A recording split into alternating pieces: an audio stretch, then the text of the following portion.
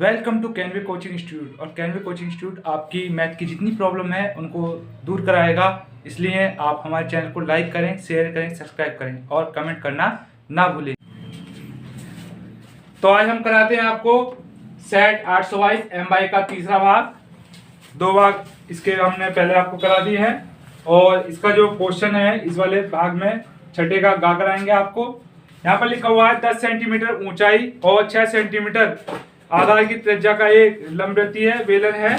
उसमें समान ऊंचाई वाली त्रिज्या का एक शंकु क्या कर दिया, काट लिया गया है। तो इसका कुल पृष्ठीय क्षेत्रफल हमें ज्ञात करना है। तो इसका पहले चित्र बना लेते हैं। तो ये तो हो गया आपका एक बेलन हो गया,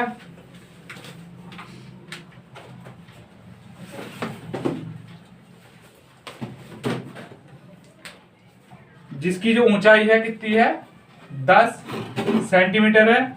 और इसकी जो आधार की त्रिज्या कितनी है, वो है आपके पास 6 सेंटीमीटर।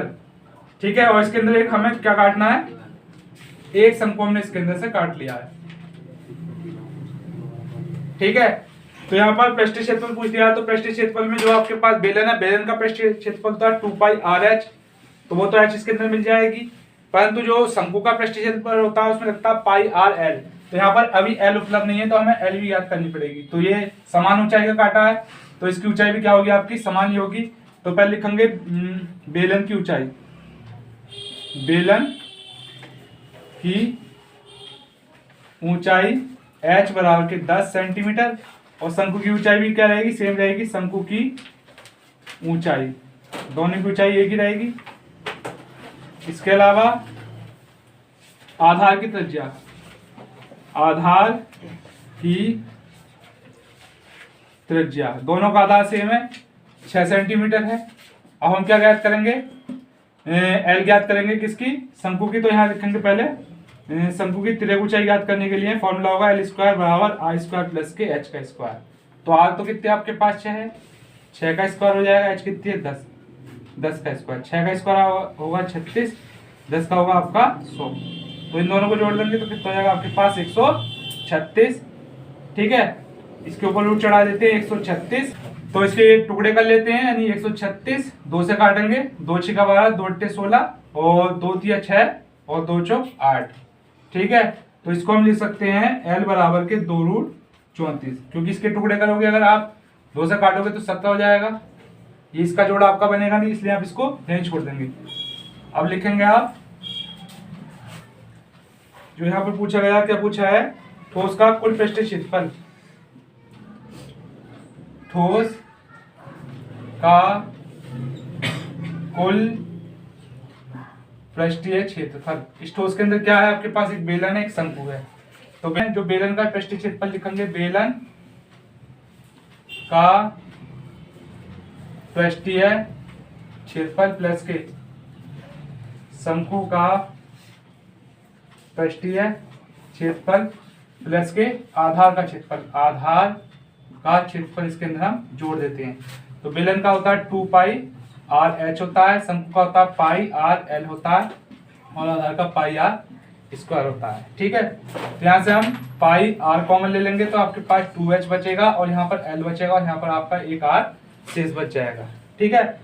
यहाँ पर जो पाई का मान हम नहीं लगा रहे हैं, क्योंकि आपका 7 से 7 कहीं पे कटने दिया और यहाँ पर 3.1 का दे रखा है। तो यहाँ पर कितना लगा देंगे, r का मान 6 हो जाएगा और h का मान कितना आपके पास 10 है, l का मान आपका 2√34 हो गया और इसका मान आपके पास 6 है। ठीक है। तो ये तो आपका हो जाएगा 6 पाई और 10 दूनी आपका 20 हो जाएगा। इसको ऐसे लिख देते हैं, इसके साथ इसको अगर हम जोड़ते हैं तो आपका ये हो जाएगा 20 और 6 26 हो जाएगा, 2√34। इसमें से हम 2 कॉमन ले सकते हैं, 2 हम कॉमन लेंगे तो यहाँ पर 13 बचेगा और यहाँ पर √34 बचेगा। ठीक है। सेंटीमीटर का स्क्वायर, तो 6 में कितना जाएगा आपके पास 12 पाई और 13 प्लस के 34 सेंटीमीटर का स्क्वायर। यही क्या होगा आपका, इसका आंसर हो जाएगा। करते हैं इसका अगला क्वेश्चन, क्वेश्चन नंबर घ। इसमें आपसे अधिक प्रकार का विधि से इसकी संचय बारंबारता वक्र हमें खींचना पड़ेगा। तो पहले सवाल का मान लिख लेते हैं। यहाँ पर मान लिखा हुआ है और यहाँ पर लिखी हुई है बारंबारता। बारंबारता। ठीक है, ये 0 से 5 हो जाएगा, 5 से आपका 10 हो गया, 10 से आपका 20 हो गया, और 10 से 15 हो गया, 15 से 20 हो गया, 20 से 25 हो गया, 25 से 30 हो गया। ठीक है, बारंबारता लिखी हुई यहाँ पर 17, 20, 26, 42, 34, 28। तो सबसे पहले क्या है, इन बारंबारता को हमें योग करना है। n बराबर लिखेंगे 8, 8 4 12, 12 और 2 14, 14 6 आपका हो गया 20, 14 और 6 20, और आपका 7 27 हो गया। हाथ लगे 2, 2 2 4 3 7 4 11 12 13 14 15 और एक हाथ का 16, यानी कितना हो गया 167। जब हमें अधिक प्रकार का वक्र खींचना हो तो जो बारंबारता जो ले रखी होगी सबसे लास्ट में जो आपका n कमान आएगा उसको हमें सबसे ऊपर लिखना पड़ेगा। वैसे नॉर्मल अगर हमें संचयी बारंबारता ज्ञात करनी होती है तो पहली संख्या ऐसे लिखते हैं, अगली क्या होती है उसके अंदर जुड़ती चली जाती है, और तो इसका सिस्टम आपका अलग होगा। तो ये आपकी आएगी संचयी बारंबारता। ठीक है, तो इसमें से हम इसको घटाते हैं, यानी 167 और 17 घटाएंगे, ये आपका 0 आ गया, ये आपका 5 आ गया, कितना आ गया आपका 150, फिर इस 20 को घटा लो, कितना जाएगा आपका 130 हो जाएगा। फिर इसमें से कितना घटाएंगे हम, 26 घटाते हैं, 10 हो जाएगा, 4 आ गया, यानी 104 आ जाएगा। इसमें से आपका ये जो 42 है ये घटेगा, कितना आ गया आपके पास 62 आ गया, और इसमें से आप 34 घटाओगे, और 12 में से 4 गया 8, यहाँ पर 5 में से 2, 3 गया 2। तो ध्यान रखेंगे जो इसकी लास्ट संख्या होगी इसके बराबर होगी यहाँ पर, यानी कि अगर आपसे घटाने में दिक्कत आई तो आप सबसे पहली संख्या इसको लिख लो, फिर इसके अंदर ये अगली वाली संख्या जोड़ते हुए चलोगे तो आपकी यही संख्या आपकी आ जाएगी। अब इसमें हमें अधिक प्रकार का वक्र बनाना है, वक्र का मतलब एक तरीके से ग्राफ बनाना है। तो यहाँ पर हम 2 अक्ष ले लेंगे, एक एक्स अक्ष होगा, एक आपका वाई अक्ष होगा। एक तरफ हमें संचयी बारंबारता लेनी है, एक तरफ जो इसके मान लिखे हुए हैं उसको हम दर्शा देंगे। तो जो ये वाली साइड है यहाँ पर आप लिख लेंगे संचयी बारंबारता, आपकी इधर आ जाएगी, शॉर्टकट में लिख दिया, इधर क्या हो जाएंगे आपके मान आ जाएंगे। तो जो अंतर है यहाँ पर जो है मान का अंतर 5 5 का चल रहा है, यही लेके चलते हैं। 0 से पहले 5 हो गया, यहाँ 5 हो जाएगा, यहाँ 10 हो जाएगा, यहाँ पर आपके पास 15 हो जाएगा, ये आपके पास 20, ये 25, फिर आपके पास 30। ये अधिकतम संख्या क्या है आपके पास 30 ही है। अब संचयी बारंबारता में देखेंगे अधिकतम कितनी संख्या आपके पास 167 है। तो यहाँ पर जो अंतर लिया जाएगा एक बराबर लिया जाएगा, चाहे 10 10 कर लें, चाहे 15 15 कर लें, चाहे आप 20 20 का अंतर ले लें। तो फिलहाल इसके अकॉर्डिंग लेते हैं हम, कम से कम आप 15 15 का अंतर ले लो। पहले 15 हो जाएगा, 15 दूनी आपका 30 लिख लो, 15 तिया 45 लिख लो, 15 चौका 60, 15 पंजे 75, 15 छिका 90, 15 सत्ते 105, 15 अट्ठे 120, और 15 निम्न 135, 15 है 150, और फिर 165 हो जाएंगे, और 165 में भी आप 15 जोड़ोगे तो आपका 180 हो जाएगा। ठीक है, अब जो पहला अंतराल है आपका कितने पे 5 पे, 5 पे कितना जाएगा आपका 167, 167 जो होगा आपका 165 से आपका एबव होगा, यानी इससे थोड़ा आपका ज्यादा होगा। ठीक है, तो ग्राफ मिलेगा तो ग्राफ पे आप एक्यूरेट बिंदु लगाएंगे। यहाँ पर जो है बिना ग्राफ के कराए तो थोड़ा बिंदु आपका ऊपर नीचे हो सकता है। अब दूसरा क्या है, 10 पे कितने लेना है हमें, 10 पे लेना है आपको 150, 150 आपका ये आ गया है। ठीक है, यहाँ पर बिंदु भी लिख सकते हैं, पहले आपका ये x है और ये आपका x डैश लिख ले, इसको y डैश है, ये y है, और जो बिंदु लिखा जाता है पहले आपका x लिखा जाता है बाद को y। तो आपका जो x है, x पे आपका 5 हो गया, और y पे कितना हो गया आपका 167। इसको आप a बिंदु कर सकते हैं। ये 10 कॉमा कितना हो जाएगा 150, ये आपका क्या हो गया b बिंदु हो गया।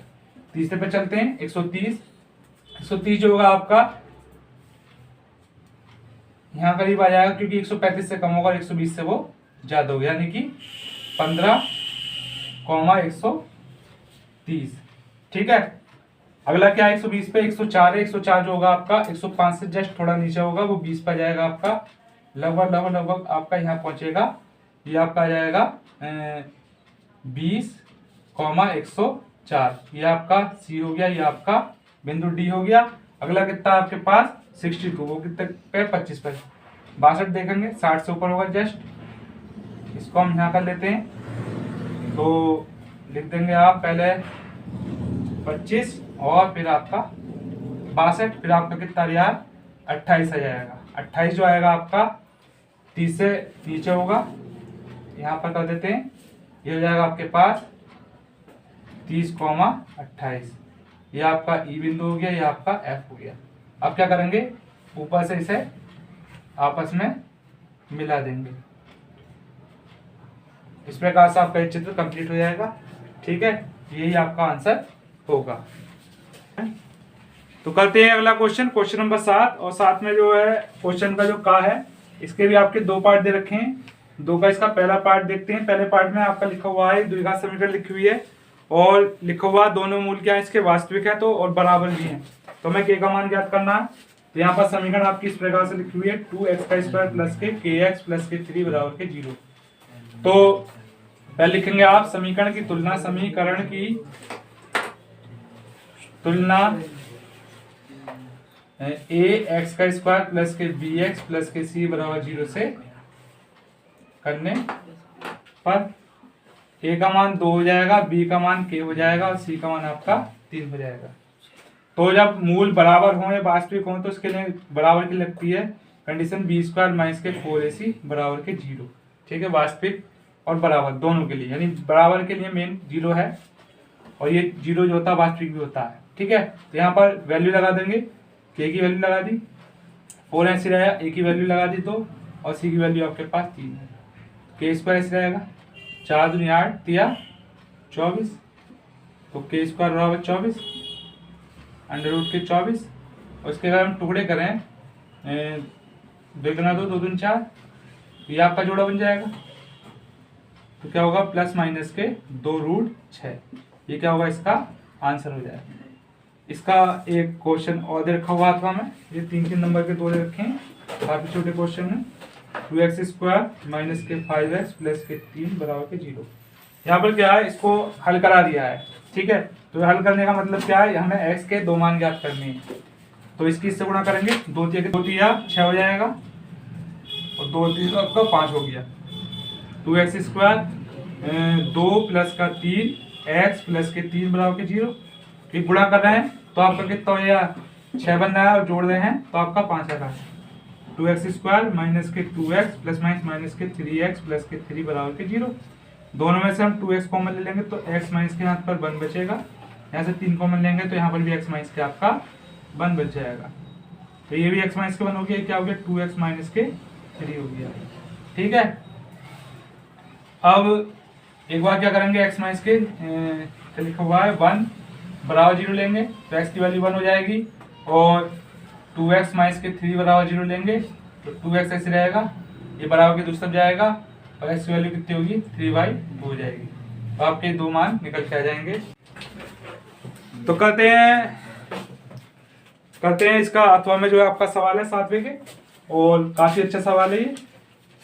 अथवा लिख देते हैं यहाँ पर, क्या लिखा हुआ 2 समीकरण, एक तो 5x माइनस के 1 प्लस के 1 अपॉन y माइनस के 2 बराबर के 2, और एक लिखा हुआ 6x माइनस के 1 और 3y माइनस के 2 बराबर के आपका 1। तो इस तरीके के सवालों में करना क्या होता है, हमें इन्हें जो है मानना पड़ता है, मान के ही करेंगे तो ज्यादा बढ़िया है। और इसके अंदर दे रखा है, अगर इसमें नहीं दे रखा है क्योंकि यहाँ पर लिखा हुआ है कि समीकरण के युग्म में बदल कर हल करना है, और नहीं दे रखा होता तो आप इसको डायरेक्ट भी कर सकते हैं। फिलहाल बदल के करना है तो पहले हमें मानना पड़ेगा, लिखेंगे माना 1 अपॉन x माइनस के 1 बराबर a ले लो, यानी ये जो टर्म है इसको, और इसी प्रकार 1 अपॉन y माइनस के 1 बराबर क्या हो जाएगा आपके पास b हो जाएगा। ये कैसे आती है, इसे आप ऐसे ले सकते हैं 5 into।